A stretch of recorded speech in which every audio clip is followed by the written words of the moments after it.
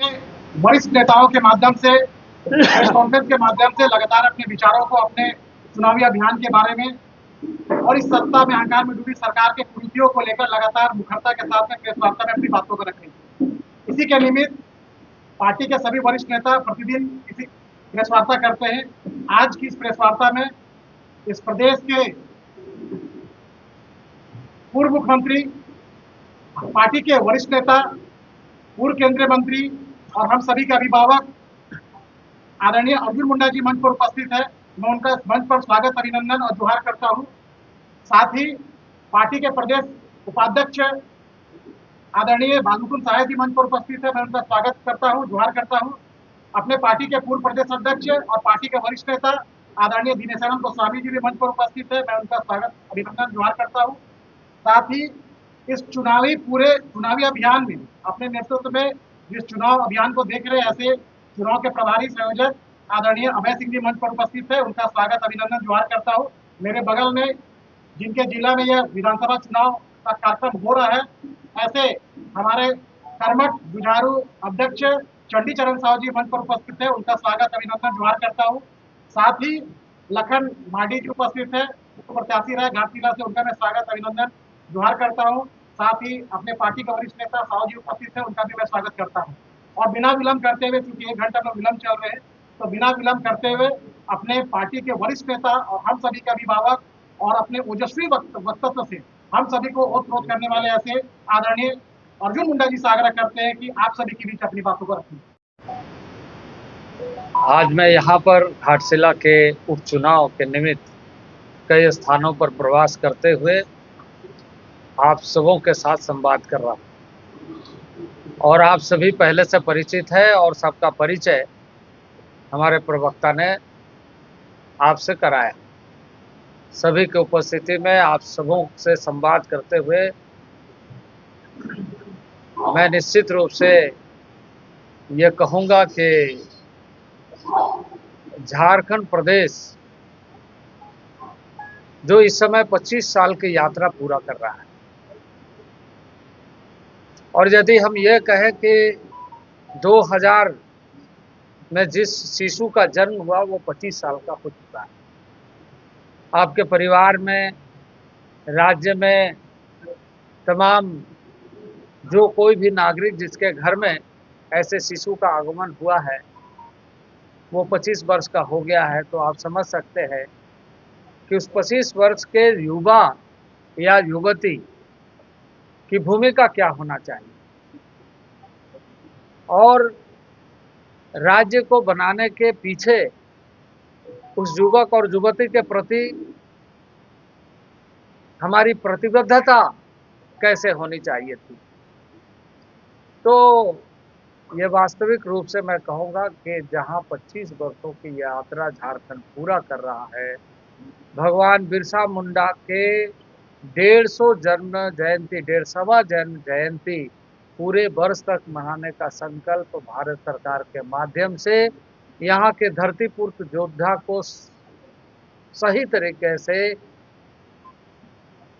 श्रद्धांजलि अर्पित करते हुए देश भर में देश के आदिवासी समाज को खास करके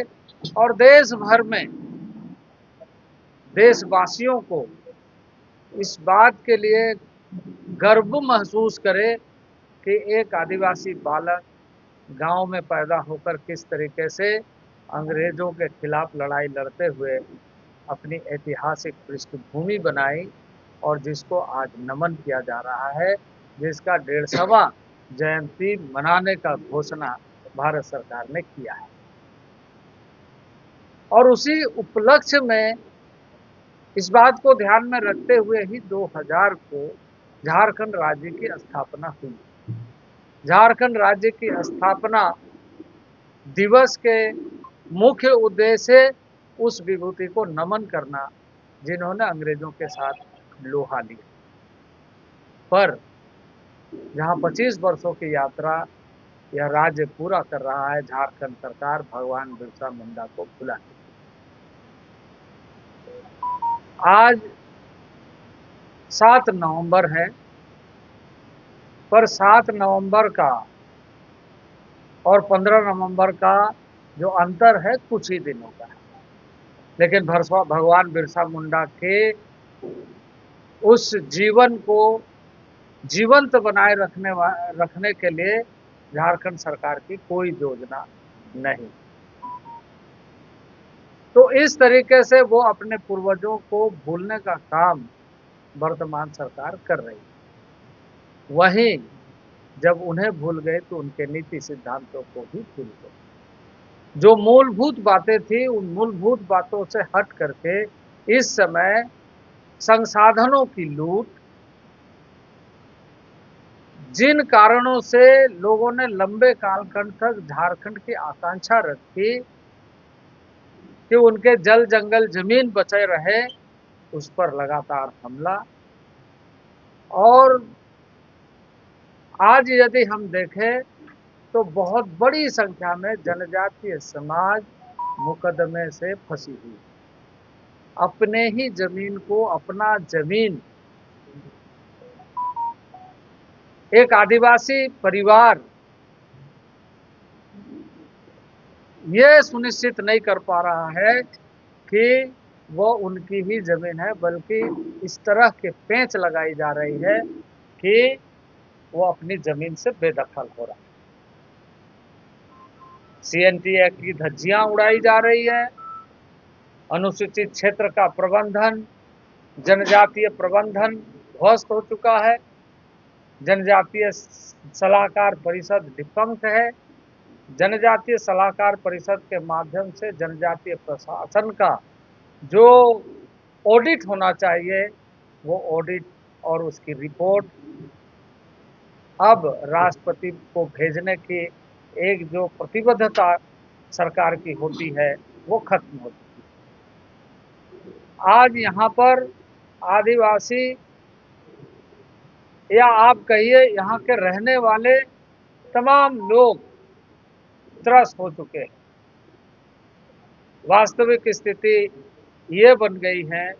कि वो अपने ही घर में शरणार्थी की तरह रहने के लिए बाध्य हो गया है, और इसलिए मौलिक बातों पर सरकार बलात् दखल कर रही है, मौलिक अधिकारों पर हमला कर रही है, और इसलिए पेशा का रूल बनाने में यह सरकार विफल है। पेशा के माध्यम से पंचायत चुनाव होने के बाद रूल के माध्यम से सशक्त भूमिका पेशा अदा करे, इसके लिए जो कार्य संपादित करना राज्य सरकार की सबसे महत्वपूर्ण कार्य था, वह कार्य यह सरकार नहीं कर रही। जब सब पेशा कानून में इस बात का उल्लेख है कि माइनर मिनरल के ऊपर में ग्राम सभा और पंचायतों का एक व्यवस्थित ढांचा खड़ा होना चाहिए, जिससे कि इस राज्य का ऐसे माइनर मिनरल का प्रबंधन और उसका संसाधन का उपयोग गांव के लोग अपनी सार्वभौमिक व्यवस्था, रूढ़िवादी परंपराओं के समावेशन के साथ कर सके। पर आज इन सारे चीजों से राज्य सरकार व्यवस्था को धराशायी कर दी है, और साथ ही साथ दमनात्मक आचरण के कारण आज माफिया गिरोह राज्य में काबिज हो गए। जहां उच्च न्यायालय ने इस बात पर संज्ञान लेते हुए कहा कि यदि पेशा का रूल नहीं बना है तो फिर माइनर मिनरल पर ऑक्शन करने का औचित्य क्या है, क्योंकि यह तय करने का दायित्व तो पेशा एक्ट के माध्यम से माइनर मिनरल का गांव के प्रबंधन, क्योंकि बहुत सारे लोग ऐसा मानते होंगे गांव का प्रबंधन क्या होता है। जब आप देखेंगे आर्टिकल 244 में जनजातीय प्रशासन का, तब आपको इस बात का उल्लेख मिलेगा कि जनजातीय प्रशासन में राज्य सरकार को इन बातों का ध्यान रखना चाहिए जिससे कि उनके अनुनाश्रय जीवन पद्धति पर असर न पड़े, और उसी तरीके से दोहन किया जाए जिससे कि वहाँ का चरित्र न बिगड़े। पर्यावरण के दृष्टि से, जलवायु के दृष्टि से, प्रदूषण के दृष्टि से सारे चीज़ों को मूल्यांकन करने का सेल्फ ऑडिट सिस्टम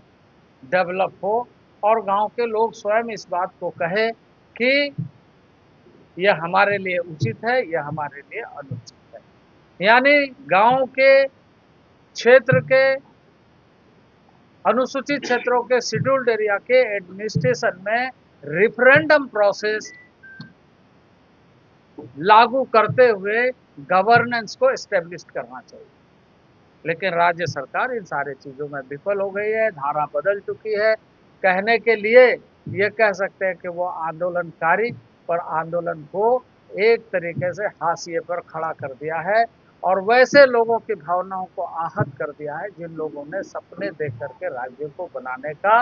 एक बड़ा दायित्व निभा करके अपने आप को आहुति दिया है। इस समय में भारी पैमाने पर प्रशासन में भ्रष्टाचार का बोलबाला है। भ्रष्टाचार के बोलबाला के कारण आज आप देखिए पदाधिकारियों का पदस्थापन, पदाधिकारियों का इस्तीफा, पदाधिकारियों का आनन फानन में चयन और इस तरीके से निचले स्तर से उच्च स्तर तक एक व्यापारिक दृष्टिकोण से पदस्थापन का एक बड़ा जरिया बन गया है और जिससे इस राज्य की गवर्नेंस, इस राज्य का जो व्यवस्था है वो पूरी तरीके से चरमरा रहा है। तो इसका बुरा असर राज्य के नागरिकों पर पड़ रहा है और इसलिए मैं मानता हूं कि ये जो उपचुनाव है, ये उपचुनाव इन सारी बातों को रेखांकित करेगा कि उपचुनाव के माध्यम से लोग इस सरकार को बताएंगे कि यह सरकार किस तरीके से नाकाम हो रही है और किस तरीके से संसाधनों का दुरुपयोग करते हुए सिर्फ सत्ता को महत्व देकर जनता का गला काट रही है। ऐसे बहुत सारी बातें इस समय है, लेकिन मैं बहुत ज़्यादा नहीं कहते हुए यह कहूँगा कि जहाँ हम इस राज्य के इस धरती से उभरे हुए वैसे महान विभूतियों का चाहे आने वाले दिनों में जो जन्म जयंती 150वां जन्म जयंती मनाने का कार्य, उस कार्य को अच्छे ढंग से भारतीय जनता पार्टी मनाएगी भी, जन जन तक पहुंचाएगी भी और देश ही नहीं दुनिया में भगवान बिरसा मुंडा सहित ऐसे अनगिनत, चाहे सिद्धू कान्हू चांद भैरव हो, तिलका मांझी हो, नीलांबर पीताम्बर हो, शेख भिखारी हो, पोटो हो, ऐसे सैकड़ों लोग जिन लोगों ने आहुति दिया है, उस आहुति को सम्मान करते हुए झारखंड को, भविष्य का झारखंड, जिस तरीके से मैंने कहा कि यहाँ पर जो इंडेक्सिंग होता है किसी भी राज्य में, किसी भी देश में, सबसे इम्पोर्टेंट है कि ह्यूमन डेवलपमेंट इंडेक्सिंग किस तरीके से एक आम परिवार में दिखाई देना चाहिए कि उसका SDI लेवल क्या है। आज लोक लुभावन योजनाओं के माध्यम से गवर्नेंस स्थापित नहीं होती, बल्कि लोक लुभावन के माध्यम से, प्रलोभन के माध्यम से सत्ता पर काबिज होने का एक रणनीति अपनाने का काम ऐसी सरकार कर रही है और उससे राज्य का भला होने वाला है। बहुत बहुत धन्यवाद।